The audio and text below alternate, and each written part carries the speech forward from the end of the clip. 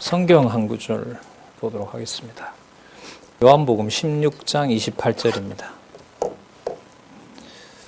요한복음 16장 28절 제가 읽겠습니다. 내가 아버지께로 나와서 세상에 왔고 다시 세상을 떠나 아버지께로 가노라. 자, 내가라는 말은 바로 예수 그리스도이시죠. 그리고 아버지는 바로 하늘에 계신 아버지고요. 그리고 세상에 온 원천이 바로 아버지께로부터 나왔다고 얘기를 합니다. 그러니까 아버지께서 이 세상에 보내신 거죠.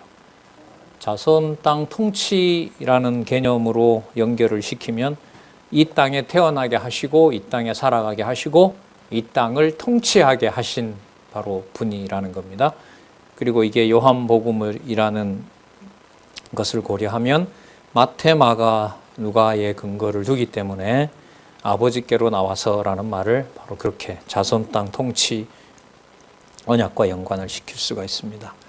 세상에 왔고 다시 세상을 떠납니다. 세상을 떠난다는 말은 이분의 소속이 바로 하늘에 있다는 거죠. 그러니까 본성이 인간이 아니라 바로 하나님 자신이다. 이걸 이 요절을 통해서 보여주고 있습니다. 아버지께로 가노라. 자, 왜 가느냐? 이건 요한복음 전체에서 설명을 할 수가 있습니다. 자, 7613페이지에 보시면 제4장 본성에 의한 성취 나옵니다. 자, 요한복음부터 좀 교정하죠. 요한복음에서부터 사도행전 1장 11절까지 첨가해 주시기 바랍니다. 요한복음 앞부분을 아니죠. 이 책의 구성이 누가복음을 중점적으로 전체 강론이 다 들어가 있잖아요. 그리고 이 뒷부분 요한복음을 강론집을 집필을 하는 과정에 집필하기 전에 이 단락 문제로 한 몇 개월 고민을 몇 개월? 한 달여 정도 이렇게 고민했던 기억이 나는데요. 이 저자 옆에서 제가 교정도 보고 했기 때문에 좀 티나간 얘기입니다만은 하나님께서 하신다는 얘기를 좀 하고 싶어서 드리는 겁니다. 보통 이제 구정이 지나면은 개론 구조가 나오고 3, 4, 5 쓰고 6월 초에 교정이 되는데 그때 명절을 저는 시골에서 보내고 왔는데 이 저자가 그러시더라고요. 이번에 8월에 강의가 힘들 것 같아요. 이러시는 거예요. 왜요? 이랬더니까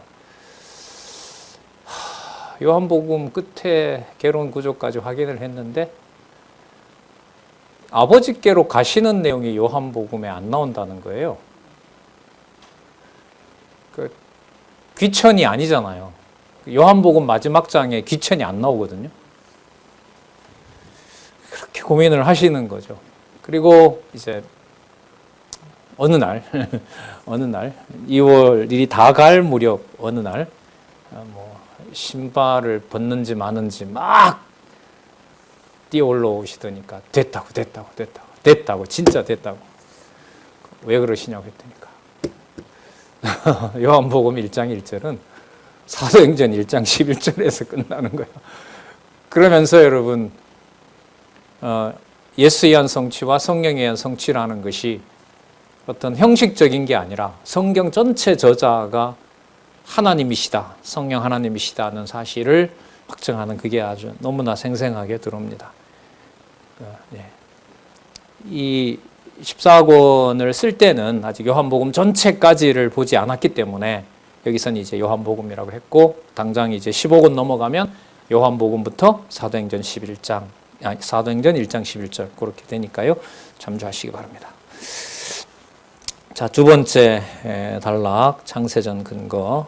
자, 길게 설명은 드리지 않겠습니다. 세 번째 단락.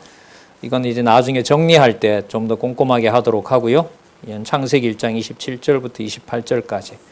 27절이 들어가는 이유는 제가 봤을 때 이게 하늘에서 하나님이 작정한 것을 그대로 땅에서 이루시는 거기 때문에 그래요. 그러니까 아들이 이 땅에 온 일이 아버지가 보낸 것을 강조하기 위해서 27절이 들어갑니다. 창세기 1장 27절이 기억이 나세요 혹시? 우리가 우리의 형상대로 우리의 모양을 따라 우리가 사람을 만들자 하시고 그로 사람을 만들어 그로 다스리게 하자 하시고 그게 27절입니다. 그러니까 이건 아담을 만들기 전에 하나님이 뭐 해 놓으신 거예요? 작정해 놓으신 거예요. 창세 전에. 만드시기 전에. 그래서 그 내용 때문에 27절이 제가 볼 땐 들어갔다고 봐요. 그러니까 누가 준비해서 누가 보낸 것이다? 하나님이 준비하셔서 하나님이 보낸 것이다. 그래서 내가 온 것은 내 마음대로 하려고 온 것이 아니라 누가 보냈다? 아버지가 보냈다. 그래서 다른 어떤 구절에는 창세기 1장 27절이 많이 안 나옵니다. 창세기 1장 28절만 강조를 하지. 그런데 이제 여기서는 27절이 들어간 이유가 전 그거라고 봅니다. 이 27절이 이제 2장 7절에서도 에덴 동산 만들면서 또 한 번 이제 그렇게 말씀을 하시고요. 그 말씀을 통해서 확인할 수가 있고요. 그리고 창세기 12장에서부터 36장, 창세기부터 에스더, 창세기부터 말라기는 같은 것 같지만 조금 전에 창세기 1장 27절이 들어갔기 때문에 요한복음의 1장 1절에서부터 사도행전 1장 11절까지에 나타난 본성에 의한 성취 부분하고 관계가 된다. 무슨 구절 한 구절 때문에? 창세기 1장 27절 때문에. 뭘 그렇게까지? 그렇게까지 아니면 어떻게 설명을 해요? 저는 이제 그렇게 설명을 드리고 싶고요. 자, 그 다음에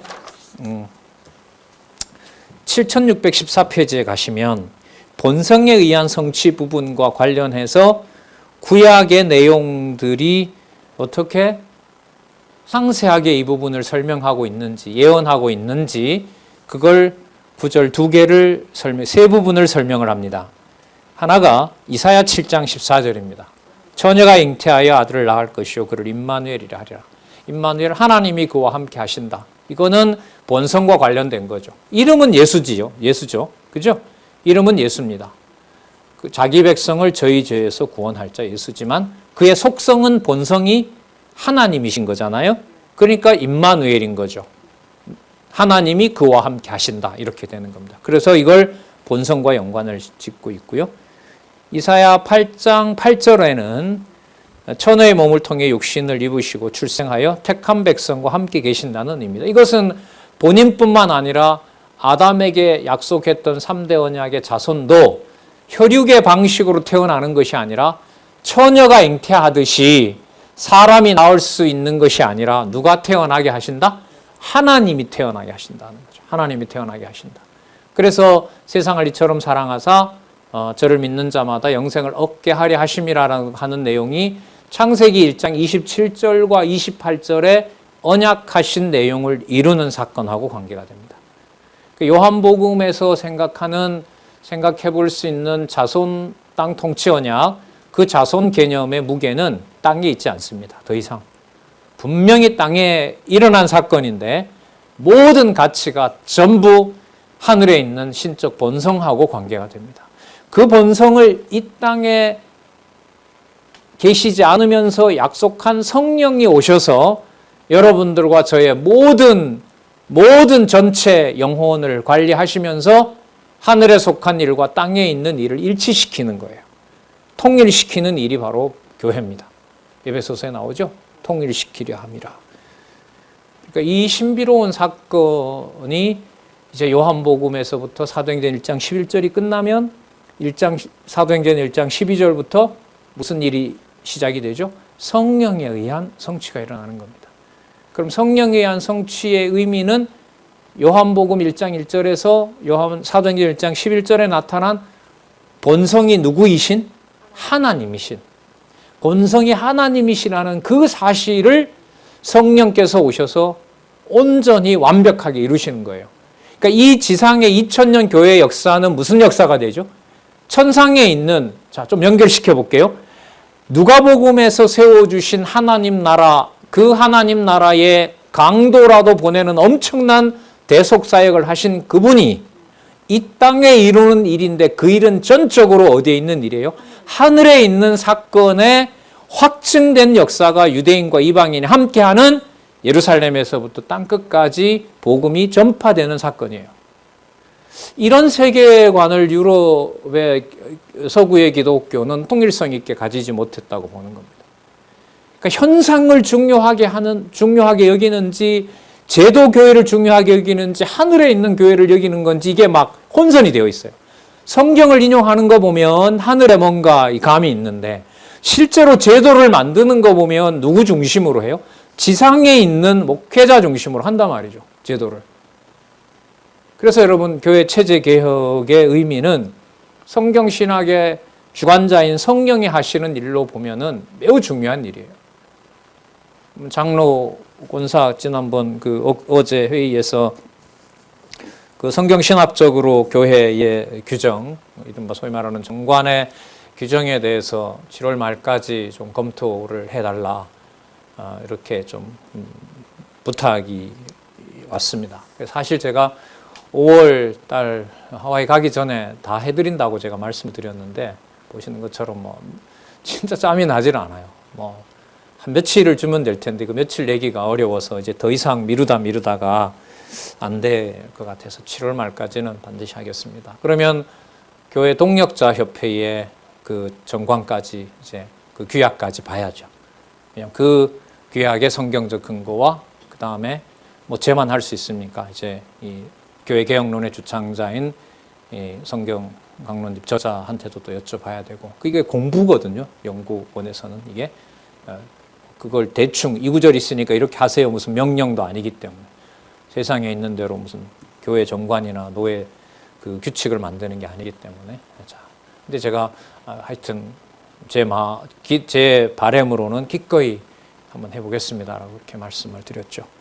자, 먼 얘기가 아니라요. 이게 누가복음과 누가복음의 무게가 어디로 옮겨진 상황? 하늘로 옮겨지는 정점을 찍는 곳이 바로 본성에 의한 성취, 바로 요한복음 1장 1절에서 사도행전 1장 11절까지예요. 그리고 이 바탕이 된다는 말은 이 지상의 예루살렘에서부터 세워지는 교회가 그리스도 오실 때까지 그 모든 판단과 그 다음에 판단과 평가의 모든 가치가 어디에 속해 있다? 땅에 있는 것이 아니라 하늘에 속한 것이다라는 것을 확증해줘요. 수신자는 분명히 로마에 있는 성도예요. 하지만 로마 성도의 자격과 그 사람이 가지는 주권과 권위가 어디에 있는 게 아니에요? 로마라는 그 땅에 있는 게 아니에요. 그걸 어떻게 사람이 조화를 시키냐 말이죠. 불가능하죠. 말씀을 따라가지 않으면 불가능하다고 보는 겁니다. 자, 이사야 9장 6절이 심각한 구절입니다. 자, 한 아이가 우리에게 낳고 자손 언약을 이루신 거죠. 처녀로 하여금. 그리고 한 아들을 우리에게 주신 바 됐는데 줬어요. 근데 줬는데 그의 능력과 속성이 어떤지 보세요. 어깨에는 정사를 메었고, 그러니까 한 아들인데 그 아들이 통치자예요. 정사라는 게 여러분 정치적인 권력입니다. 왕인 거예요. 통치권을 말하는 거예요. 그 이름은 기묘자라. 기묘자라는 말은 통치하는 방식이 이해가 안 된다 이 말이에요. 하나님의 아들로 왔는데 왜 저런 말을 하지? 왜 저런 행동을 꼭 해야만 되지? 그런 의미에서 기묘자입니다. 그리고 모사예요. 모사라는 말은 하나님께서 뜻을 이루고자 할 때 가장 마음에 드는 일만 하세요. 우리 왜 부정적으로 모사꾼이라 그러죠. 다른 사람을 이렇게 꼬드겨서 나쁜 일을 하게 하는 거잖아요. 하여튼 그 부정적인 건 그렇고요. 긍정적으로는 여러분 삼국지 소설 같은 데 보면 책사 있잖아요. 어떤 왕이 전쟁을 할 때 모든 그 전체 판을 보고 바람까지 보면서 이렇게 전쟁의 흐름을 바꿔놓는 사람들. 자, 그게 바로 모사입니다. 이 말은 무슨 뜻이냐면 하나님이 이 땅에 이루고자 하는 것을 완벽하게 깨닫고 알고 그걸 그대로 이루는 아들이라는 거죠. 여러분, 그래서 접속사를 넣을 수가 있어요. 그래서 이분은 이렇게 하는 이 아들을 보면 누구를 본게 돼요? 하나님을 본게 돼요. 하나님의 능력을 드러내는 자로 보이는 거예요. 그렇게 봤다고 알려져요. 그래서 그 다음에 보면 전능하신 하나님이라고 나오는 거예요. 그리고 이 순서가 이렇게 기록된 순서가 저는 또 의미가 있다고 봐요. 왜 이런 표현을 이사야에 이렇게 말씀했고 이게 요한복음에 와서 근거 구절이 되는지 이건 이제 또 아주 중요한 연구 주제이기도 하죠. 여기서 끝나는 게 아니라 아까 아들로 시작했잖아요. 누구라고 그래요? 영존하시는 아버지라고 그래요. 그러니까 아들과 아버지의 경계가 없어요. 그러니까 예수님은 나를 본 자는 아버지를 봤다. 그러니까 나를 공경하지 않는 것은 아버지를 공경하지 않는 것이다. 아버지를 공경한다고 하면서 나를 공경하지 않는다. 그거는 말이 안 된다. 이런 어마어마한 얘기를 하는 겁니다. 그러면 여러분 여기서 아들과 아버지의 관계는 이 세상에서 아버지는 낳고 아들은 이 세상에 아버지를 통해서 온 자, 이런 구조를 가지고는 이게 설명이 될까요? 안 될까요? 안 되는 거죠. 어디로 가야 돼요? 창세전으로 가야 돼요. 그래서 이럴 때 이제 제가 여러분들에게 소개를 드리는 게 강론집 1권에 나와 있는 바로 잠언 8장 22절에서부터 31절이에요. 이건 메모가 필요해요. 영존하시는 아버지. 그리고 그가 누구죠? 평강의 왕입니다. 여러분, 평강이라는 말은 어디의 지명이라고요? 예루살렘의 지명이에요. 그러니까 평강의 왕이라는 말은 예루살렘을 진짜로 다스리는 아버지이자 아들이고 그가 바로 전능하신 하나님이고 이 땅에 온 아들이지만 아버지와 같은 그런 권위를 가지고 있는 바로 메시아라는 사실이죠. 평강의 왕요? 예루살렘의 진짜 왕. 요한계시록으로 한번 가볼까요? 요한계시록 21장. 거룩한 성 새 예루살렘. 진짜 샬롬이 머무는 곳. 그 호칭이 그 단어가 거기 나오잖아요. 그러니까 진짜 평강, 샬롬, 예루살렘, 예루샬라임. 그 곳의 왕인 자가 거꾸로 이렇게 올라가 볼게요. 그가 바로 영존하시는 아버지의 통치인 거죠. 그럼 거룩한 성에서 태어나는 그 백성들은 영원한 천국의 백성이 되는 겁니다. 그걸 요한계시록 19장에서는 예수님께서 이 땅에 오셨을 때 천년왕국에서 일단 이루어 주시고요. 그리고 영존하시는 아버지고요. 통치자가. 그리고 그가 곧 전능하신 하나님이고요. 올라가면은 그가 바로 아버지의 뜻을 완벽하게 이루는 모사이고요. 우리가 이해할 수 없는 하늘에 속한 거니까 기모자인 거고요. 그가 우주 만물을 통치하는 분이세요. 그가 바로 정사를 메웠던 거죠. 그러므로 그분이 바로 하나님의 아들이신 거죠. 사람의 능력으로 태어나지 않기 때문에 처녀의 몸에서 잉태하도록 한 사건이 일어나는 겁니다. 성령의 잉태로. 자, 이렇게 보시면서 7615페이지 보도록 하겠습니다. 여기 보시면 아까 7614페이지에는 이제 어떤 사건을 소개하냐면 에녹을 하나님이 그냥 데려갔죠. 죽이지 않는 상태에서. 그리고 엘리야도 승천한 사건이 있죠. 그러니까 육의 몸을 입었는데 이 땅에서 죽지 않고 어디로 보내버려요? 데려가요? 하늘로 데려가는 거죠. 이게 바로 그리스도가 바로 부활하신 몸으로 아버지께로 가는 것에 대한 예표라고 할 수가 있습니다. 7615페이지. 자, 결국 여호와 하나님께서는 본성이 신성이신 둘째 아담, 마지막 아담이겠죠? 예수 그리스도의 성육과, 성육은 이 땅에 오신 것, 그 다음에 승기는 높아지셔서 아버지께로 가는 것, 이게 뭐 신학적인 용어죠. 성육과 승기에 의해 첫 아담에게 세우신 실체적인 언약을 성취해 주신 것이다. 자, 이렇게 보시고, 자, 우리 이제 제1절로 한번 가서 볼게요. 제1절.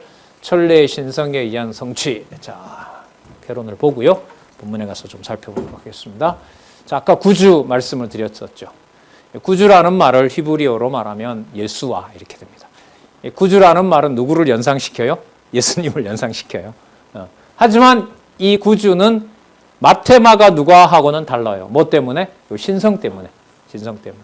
신성이라는 말은 그가 곧 아까 이사야 9장 7절이었죠? 이사야 9장 6절이었죠? 그가 곧 하나님이시고 평강의 왕이시고 전능하신 하나님이신 바로 그분과 관련된 사건이 바로 여기에 나타납니다. 그래서 구주라는 의미를 요한복음 1장 1절에서부터 5장까지에서는 일반적으로 이 땅에 와서 십자가에 지신 그런 의미로 이렇게 좁히면 안 되겠죠. 자, 먼저 1장과 2장에서 구주의 신성을 확증하는데 사도 요한이 확정하고요. 이 글을 기록하도록 한 사도 요한이 확정하고 세례 요한의 사건을 통해서 증언하고 그리스도 자신이 증언하는 내용이 1장에서부터 2장까지 나타납니다. 그러면 이분이 그렇게 말로만 하셔서는 안 되죠. 실제로 뭘 하셔야 돼요? 구주의 사역을 하셔야죠. 구주의 사역을 하신다는 말은 이 땅에 태어나게 되는 자손들이 당신이 세상에 있는 생명으로 사는 자면 돼요, 안 돼요? 안 되는 거죠. 실체적인 언약이 이루어져야 되는 거니까. 마지막 아담으로 오셔서 이루어지는 일이니까. 그래서 3장에 보면 무엇을 얻게 한다? 영원한 생명을 얻게 한다. 영생을 얻게 한다. 그 그림자인 생명이 아닌 거예요. 아까 우리 구약 근거를 봤잖아요. 아버지가 태어나게 해야 돼요. 그게 바로 성령의 잉태예요. 사람이 태어나게 하는 게 아니에요. 그러니까 성도 한 명을 하나님께서 찾는 것을 우리가 누가복음에서 돌아온 탕자를 하나님 나라의 백성으로 맞아들이는 하나님의 방법이잖아요. 그 사건을 우리가 연상을 한다면은 구주의 사역에서 영원한 생명을 얻게 하는 이 사역이 얼마나 우리가 생각하기에 이해가 될 수 없는 사건인가. 아까 기묘자라 그랬잖아요. 기묘자. 그러니까 유대인들이 봤을 때 수가성 여인이나 이방인들이 하나님 나라 잔치에 같이 참여를 한다? 이거는 말도 안 되는 일인 거죠. 그러나 그가 기묘자라고 했기 때문에 그 일은 일어나는 겁니다. 그 다음에 알게 하고, 세상의 구주임을 알게 하고, 뭐 하게 하고, 믿게 하고, 믿게 하면서 믿을 자는 믿지 못하게 하고, 무슨 권세? 심판의 권세를 알게 합니다. 자, 그러므로 이 말이에요. 여기에 여러분 자손 땅 통치가 다 나옵니까? 안 나옵니까? 다 나오죠. 자, 다 나와요. 그런데 그 자손 땅 통치 언약을 하늘에 있는 거여야 돼요? 땅에 있는 거여야 돼요? 하늘에 있는 거죠. 그 무게중심을 우리는 어디에서 이미 다 옮겨놨죠? 뭐 하면서? 앞부분에 사역하면서. 사역 부분에서 우리는 그리스도께서 무엇으로 자라게 하는지, 그리고 당신의 능력이 어디에 속한 것인지, 누구에게 영광이 되도록 하는지, 그리고 그 모든 것들을 최종적으로 약속한 부분은 언제 이루는지까지 다 말씀을 하셨던 거죠. 자, 그래서 여기 보면 뭐가 나옵니까? 생명이 나오죠. 생명과 참빛이라고 하는 이 개념은 앞부분에 나타난 영원한 생명하고 관계가 되죠. 자, 그래서 이 부분에 가면 여러분 아까 소개해드렸습니다. 수가성 여인을 만나서 내가 먹는 양식은 다르다. 그 말은 내가 줄 양식도 너희들이 사온 것하고 다른 거다. 그럼 뭘 주시려고 하는데요? 아버지 뜻을 이루는 거다. 아버지께서 뜻을 이룬다는 말은 구약의 언약한 거 이루는 거잖아요. 구약의 언약한 걸 이룬다는 말은 말씀이 기록된 대로 성취되는 거잖아요. 그 일을 깨닫게 하는 거죠. 그게 뭐 하는 거죠? 생명의 양식을 주는 것하고 관계가 되죠. 자, 그래서 생명의 떡, 생명의 떡의 능력, 생수 마찬가지죠. 이게 전부 뭐하고 관계됩니까? 영원한 생명과 관련된 거죠. 그리고 그 영원한 생명을 여기 보시면 세상의 참빛에 의한 성취, 그게 바로 세상의 빛이고 그 빛이 어둠의 빛이지만 그걸 깨닫지 못하는 자들은 심판을 당하게 된다. 앞부분에 심판 얘기가 나왔죠. 이 빛 얘기는 이사야의 요절이기도 하죠. 이사야의 요절, 그리스도가 오셔서 비치는 빛은 7배 강하여서 모든 것을 뭐 한다? 치유한다 그러잖아요. 우리 적외선 치료 뭐 그런 것도 상처를 치료하는데 살균을 해서 이렇게 상처 치료를 하게 하잖아요. 이 참빛이야말로 이제 영생, 생명을 생명으로 결정을 하고 또한 완벽하게 이루시는 것이 바로 참빛이라고 할 수가 있겠죠. 여기 보면 불신한 이유, 참빛이 비치니까 거짓과 그야말로 참이 다 드러나는 겁니다. 그러므로 이분은 누구예요? 생명의 주인이신 거죠. 따라서 구주의 신성이라는 말은 전적으로 모든 행위들이, 모든 사역들이 어디에 속한 것이다? 하늘에 속한 바로 전능하신 하나님, 평강의 왕, 영존하시는 아버지의 이름으로 온 바로 그리스도다. 이렇게 되죠. 그리스도다. 자, 그리고 계속해서 지금 누가복음이 어떻게 돼요? 계속 인용이 되고 있죠? 계속 연결이 되고 있죠? 예. 그건 누가복음 할 때 마가복음을 계속 소개했던 것하고 똑같아요. 그래서 나중에 예수의 한 성취 마태복음에서 사도행전 1장 11절도 이런 면에서 좀 준비를 좀 해서요. 전체적으로 한번 쭉 연결을 한번 해볼까 합니다. 자, 좋은 이제 우리가 교육 자료가 있으니까 활용을 해서 좀 그때 또 하도록 하고요. 일단은 예수의 한 성취 마지막 부분, 바로 본성의 한 성취 부분을 우리가 오늘 뭐 다는 아니겠지만 제 시간 되는 데까지 한번 확인하도록 그렇게 하겠습니다. 자, 7615페이지, 16페이지 보시면은 구주의 신성에 의한 성취 나오죠. 구주의 신성에 의한 성취, 그 다음에 7617페이지 구주의 성취에 대한 확증 부분 한번 보도록 하겠습니다. 그 구약 근거가 시편 110편 1절이 나오는데 예수께서 어디에 계신 분인지를 소개합니다. 여기에 보면 여호와께서 내 주에게 말씀하시기를 내가 내 원수로 내 발등상 되게 하기까지 너는 내 우편에 앉아 있으라. 그러니까 이게 부활해서 승천하시는 걸 전제로 하고 있어요. 맞죠?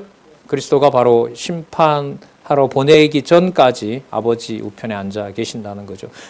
그분이 바로 이사야 9장 6절에 나오는 바로 한 아이이지만 아들이지만 정사를 메웠고 기묘자고 모사이고 전능하신 하나님이고 영존하시는 아버지고 평강의 왕이라고 확정을 해주고 있습니다. 자, 먼저 사도 요한이 증언한 내용을 살펴보겠습니다. 자, 새롭게 이제 방송실에서 준비를 했는데요. 본문까지 기록을 해 놓았습니다. 좀 강론집도 보면서 조금 헷갈릴 수도 있는데 핵심 개념들은 본문에서 보고요. 핵심 개념들은 화면에서 정하고 위에 있는 제목하고 연결시키고 이런 방법을 택하도록 하겠습니다. 필요한 부분의 본문을 볼 때는 또 본문을 보도록 하고요. 자, 7618페이지부터요. 미리 말씀을 좀 드릴게요. 7620페이지까지. 그러니까 한 페이지, 두 페이지, 한 세 페이지. 세 페이지에 보면 좀 이렇게 무거운 개념이 나옵니다. 그 7619페이지에 보시면 자, 1장 1절을 먼저 볼게요. 자, 태초에 말씀이 계시니라 이렇게 나오죠. 태초에. 태초라고 하는 것은 모든 이때 말씀을 예수 그리스도 그리고 그리스도의 신성으로 본다면은 태초라는 말은 시간 이전의 차원인 거죠.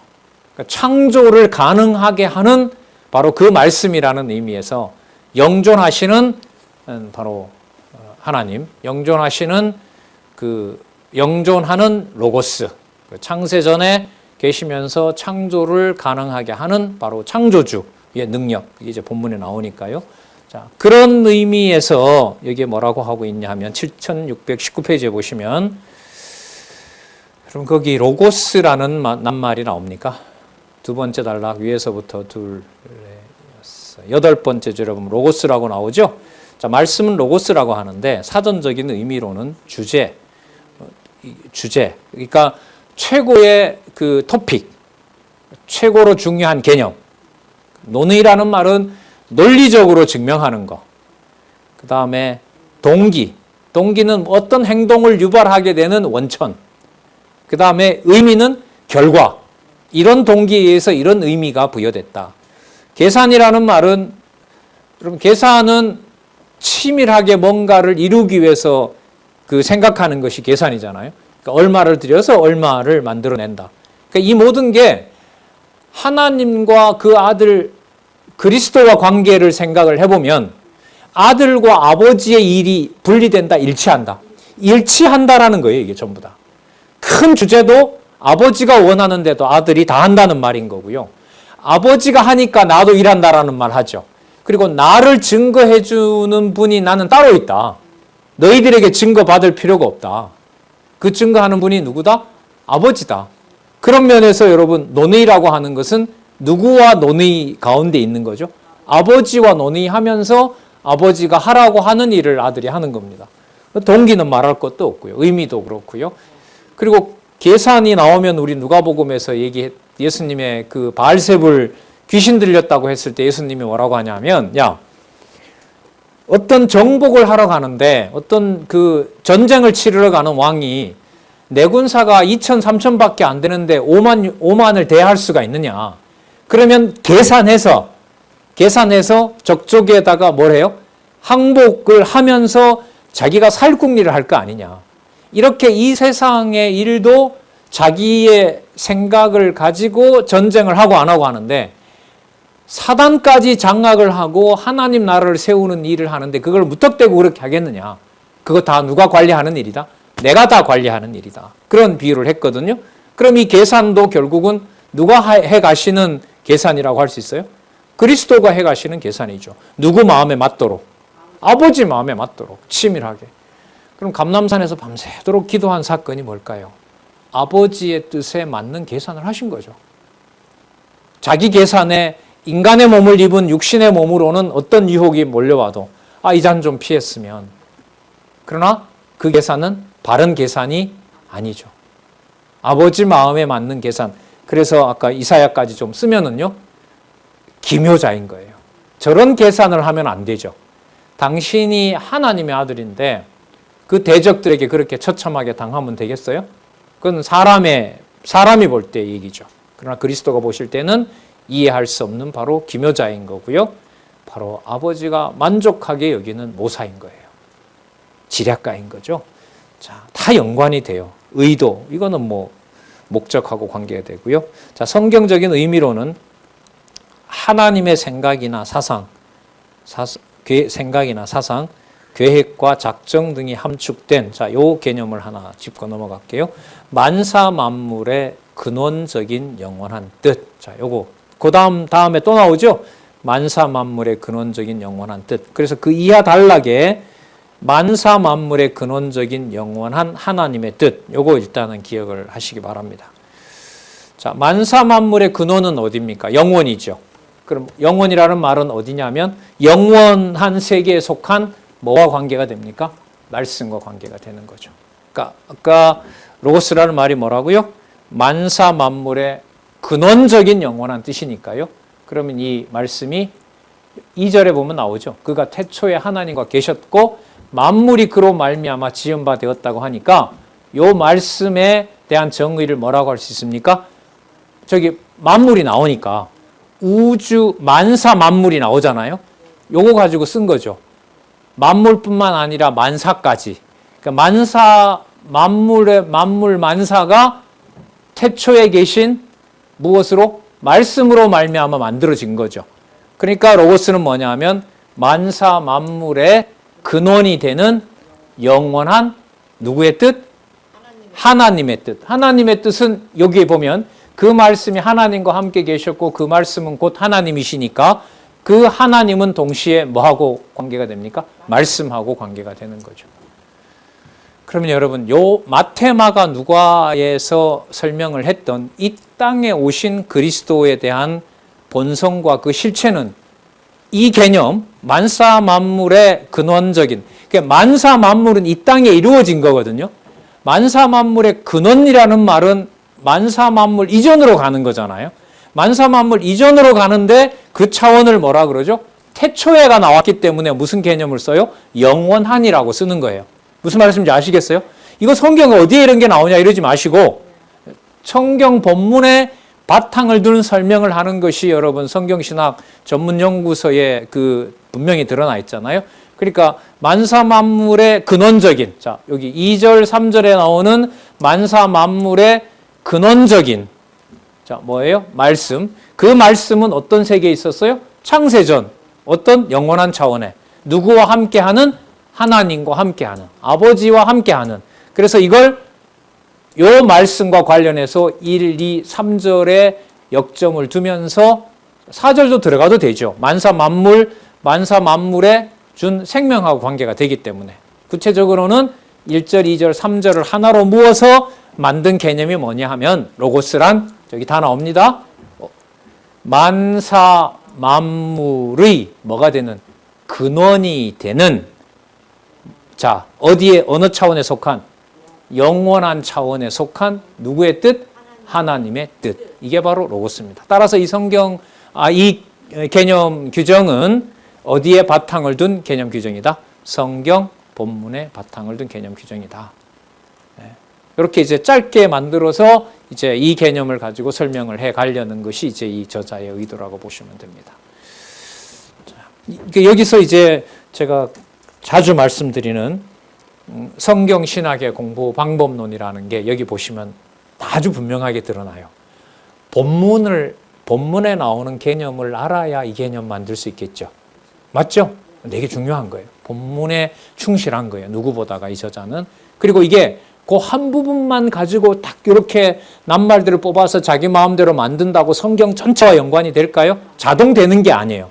그러니까 성경 본문에 아주 충실하면서 핵심 개념을 가지고 사람들에게 전달할 수 있는 낱말들을 만들어요. 개념을 만들어요. 그런데 뭘 다 봐야만 돼요?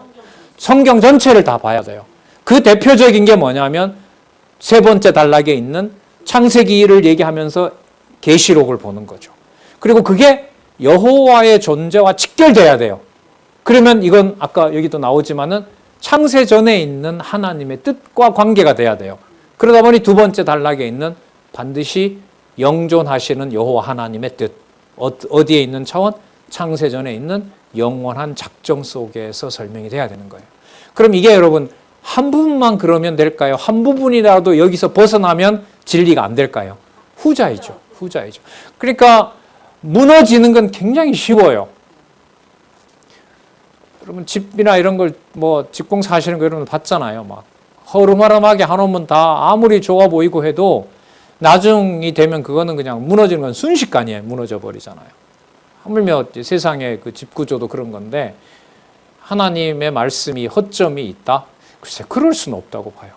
문제는 우리의 이해력을 성령께서 주장하지 않으니까 모르는 거지. 모르는 것이지 우리의 기준에 맞다 안 맞다 이거는 제가 볼 땐 평가 방식은 아니라고 봐요. 자, 그래서 만사 만물의 근원적인 영원한 뜻, 이 개념을 일단은 좀 하나 짚고 넘어가도록 하겠습니다. 그리고 여러분이 같이 확인해 주셔야 되는 내용은 뭐냐면 이 정의가 태초에 말씀이 계시니라 처음에 나왔기 때문에 이 개념이 여기 마지막까지 사도행전 여기 나온 고쳤네요. 요한복음에서부터 어디까지? 사도행전 1장 11절까지의 지금 설명한 이 로고스라는 게 전부 뭐가 돼야 돼요? 영향을 다 줘야 돼요. 다 연결이 돼야 돼요. 그러면 여기서 이게 얼마나 좀 이게 쉽지 않은 일인가 보세요. 그럼 이렇게 말씀을 정의했다면 요 말씀이라는 말은 마태, 마가, 누가에도 나올까요? 안 나올까요? 당연히 나오죠. 로고스 나와요. 얼마나 많이 나오는데. 그리고 사도행전 1장 11절부터 요한계시록까지도 나올까요? 안 나올까요? 나오죠. 그럼 여기서 이렇게 정의 내려놓은 게 사도행전 같은 경우에 만약에 이 말씀이 이런 뜻으로 아니다라고 해버리면 이 정의는 맞아요? 틀려요? 틀린 거죠. 그럼 이 개념 하나 만들 때 뭘 다 봐야 돼요? 전체를 봐야 돼요. 이게 여러분 성경신학이 뭐가 가능하다? 통합학문이 가능하다는 거예요. 어떤 개념 하나를 만들 때 성경 전체를 본다는 말이 바로 이것하고 관계가 돼요. 그러면 이게 여러분 이 개념뿐만 아니라 나머지 개념도 똑같죠. 마태복음에 있는 교회라는 개념하고 사도행전에 있는 교회라는 개념하고 요한계시록에 있는 교회 개념이 다르면 진리 아니죠. 그건. 왔다 갔다 하는 거니까. 그러나 그게 다 같은 의미로 여호와 하나님의 살아계신 증거가 된다면은 모든 성도들의 각각 다양한 삶이라고 하는 것도 전부 의미로 보면 누구 중심으로 가고 있는 사건이 되는 거죠. 하나님의 뜻대로 가는 그 과정에 있는 겁니다. 누가 머리가 되신? 그리스도가 머리가 되신. 진짜 어마어마한 얘기죠. 자, 7620페이지에 보면 생명에 대해서 또 한번 살펴보도록 하겠습니다. 영원히 살아계시는 생명의 본체 이렇게 나오죠. 영원히, 여기도 영원히가 들어가 있죠. 그러니까 영원한 하나님의 생명, 줄여서 영생이라고 하는 것이 이제 창세전 차원이라는 거 염두에 두시면서 우리 본문 좀 살펴보도록 하겠습니다. 1장 1절에서부터 5절, 태초에 계신 말씀의 본체 및 능력과 본질에 대해서 증언을 하는 내용입니다. 자, 사안의 중요함이 크지요. 여기에 보면 이 7619페이지서부터 신경을 진짜 많이 쓰고 있습니다. 자, 거기에 도움을 받아서 우리 한번 볼게요. 태초에 말씀이 계시니라. 그러니까 태초는 영원한 하나님의 존재와 관련된 상황이라고 얘기했습니다. 차원이라고 보시면 될 것 같아요. 태초에 말씀이 계시니라. 이 말씀 로고스라고 나와 있죠. 이 말씀이 누구와 함께 계셨다? 하나님과 함께 계셨다. 여기는 복수죠. 하나님도 있고 로고스도 있고 함께라고 하니까 둘이 연상이 됩니다. 근데 동시에 이 말씀은 곧 누구라? 하나님이시라. 그러면 이럴 때는 분리가 된다는 거예요? 분리가 안 된다는 거예요? 분리가 안 된다는 거죠. 그러니까 하늘과 땅이 통일이 되는 것이고 각자 우리가 만났건 만나지 않았건 모든 성도들이 그리스도 안에서 말씀 안에서 전부 뭐가 되는 겁니까? 하나가 되는 거죠. 누구의 자녀로? 하나님의 자녀로. 신비로울 뿐입니다. 자, 이때 그가는 여러분 말씀입니다. 말씀이 태초에 하나님과 함께 계시고, 다시 언급합니다. 그러면 2절에 나오는 그가 태초에 하나님과 같이 계셨고라는 말은 뭐하고 바로 연결되죠? 본성이 신성이다라는 것하고 바로 연결이 됩니다. 1절 같은 경우에는 본성이 무엇인지에 대한 내용이 나왔다면은 2절은 그 본성이 그리스도와 말씀과 하나님이 어떻다? 같다라는 거예요. 자, 같고 함께 계셨고, 3절은 하는 일이 아버지 일이 따로 있고 아들 일이 따로 있는 것이 아니라 그 일도 일치한다. 볼까요? 만물이 그로 말미암아 지은 바 되었으니 지은 것이 하나도 그가 된 것이 없다. 그러면 이때 그로 말미암았다라는 건 누구로 말미암은 거죠? 말씀으로 말미암았어요. 그런데 말씀으로 말미암았는데 그 말씀이 누구와 함께 있어요? 하나님과 함께 있어요. 하나님과 함께 있을 뿐만 아니라 그가 곧 누구예요? 하나님이세요. 그러면 말씀은 누가 되시느냐? 창조주가 되시는 거죠. 창조주이신 거죠. 이 땅의 나사렛에 베들레헴에서 태어나고 또 나사렛에서 자랐고 3년 동안에 이른바 공생애를 했던 바로 그분의 실체는 세상 만물을 지으신 창조주이신 겁니다. 맞습니까? 자, 그리고 그 안에 로고스 안에 뭐가 있다? 생명이 있었다. 그럼 이때 이 생명은 사람들의 빛이라고 얘기를 했는데, 이때 사람은 여러분 아담이에요. 아담. 구약으로 말하면 아담이에요. 그러니까 그 아담을 아담답게 만드는 그 원천인 바로 생명이 바로 누구 안에 있다? 그리스도 안에 있다.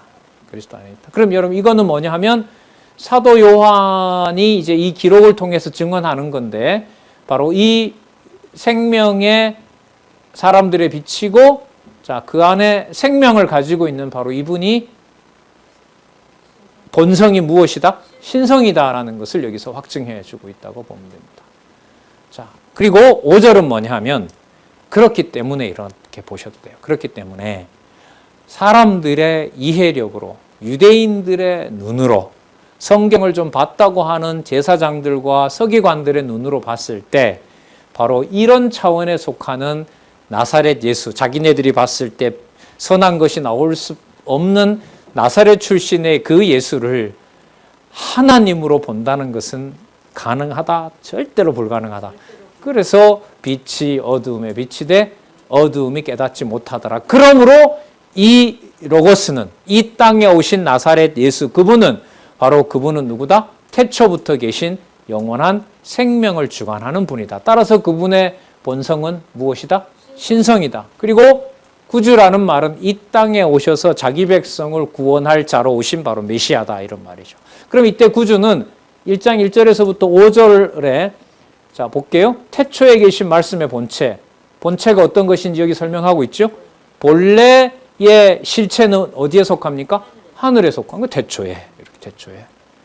자, 그 다음에 능력은 어떤 능력이요? 한 천지 만물 만드신 분. 그리고 사람들에게 뭘 주신 분? 생명을 주시는 분. 그럼 아담에게 생기를 불어넣어서 아담을 만들었잖아요. 그 실체가 마지막 아담으로 온 누가 가지고 계시다는 거죠? 말씀 안에 있다는 거죠. 그럼 그리스도가 여러분 가시면서 부활하셔서, 우리 누가복음에 본 대로 부활하셔서 같이 걸어가면서 예수님 자신을 설명을 하잖아요. 구약 강론을 하시면서. 그럼 그렇게 하는 것이 단지 말을 전하는 것이 아니라 바로 무엇을 주시는 것하고 똑같아요? 그러니까 아담에게 뭘 불어넣는 사건하고 똑같아요? 생기 불어넣는 사건하고 똑같은 거죠. 그건 이 세상에 있는 어떤 누구도 그걸 자기의 능력으로 깨달을 수가 없습니다. 따라서 5절, 9절은 1장 1절에 태초의 말씀으로 존재하는 만사 만물의 근원이 되는 영원한 생명을 다르게 말한 것이 바로 5절이라고 보시면 됩니다. 그러니까 절대로 누가 알 수 없는, 절대로 이 세상이 알 수 없는 분이다. 그걸 여러분 1장 1절에서부터 일단 5절까지 나누어서 그 본질을 전적으로 사람이 알 수 없는 거기 때문에, 어둠에 빛이 돼 어둠이 깨닫지 못하기 때문에 그 본질은 어디에 속한다? 하늘에 속한다. 이걸 사도 요한의 기록을 통해서 증언하도록 하고요. 이걸 바로 이제 앞으로 쭉 내려가면서 1장 6절에서부터 8절, 세례 요한을 통해서 소개하고요. 자, 여기는 바로 사도 요한이 증거하고요. 뒤에 가면 이제 세례 요한이 증거하고 그리스도 자신이 증거하는 내용으로 자, 이렇게 1장에서부터 2장까지 구성이 되어 있습니다. 자, 1장 6절에서부터 8절 좀 보도록 하겠습니다. 그래서 설명을 좀 제가 상세하게 드린 이유가 이 7장 7618페이지, 7619페이지 요 두 페이지가 전체적으로 한 페이지죠. 7619페이지에 있는 이 개념이 여러분들에게 부담스러운 것이 아니라 성경 전체를 공부해 나가는 방법론을 이해할 수 있는 바로 중요한 시도가 여기에 나타나기 때문에 이 성경 본문과 관련해서 여러분들에게 설명을 드린 겁니다. 이런 방식이 이제 앞으로 성경 신학을 이제 뭐 학부나 석사나 박사 과정에서 공부하게 될 때 이 방법을 따라서 공부를 해가는 겁니다. 자, 방법 원리는 하나예요. 구절을 빼놓지 않고 구절에 얽매이지 않고 뭘 다 본다? 전체를 다 본다. 구절을 배제하지 않고 부분에 기록된 말씀을 배제하지 않고 부분에 얽매이지도 않고 어디를 다 본다? 성경 전체를 본다. 이게 성경신학의 방법론입니다. 그런데 의미들이 이곳저곳에서 왔다 갔다 하게 되면 일관성이 있다 없다? 절대로 없다. 그걸 성경 강론집에서 그 부분을 충족시켜주고 있다. 누구 관점에서? 누구의 존재를 증명하는 관점에서 여호와 하나님의 살아계심과 사역과 능력의 영광을 증명하는 데 있어서 줄여서 여호와 계시를 설명하는 데 있어서 성경 강론 전집은 너무너무 중요한 안내서다. 그래서 성경 권위를 성령께서 확증하게 하신 밀레니엄의 최대 선물이다. 이렇게 이제 말씀을 드리는 겁니다. 자, 우리 잠시 쉬셨다가요. 1장 6절서부터 앞부분에 좀 생각을 하면서 좀 설명을 해 가도록 그렇게 하겠습니다.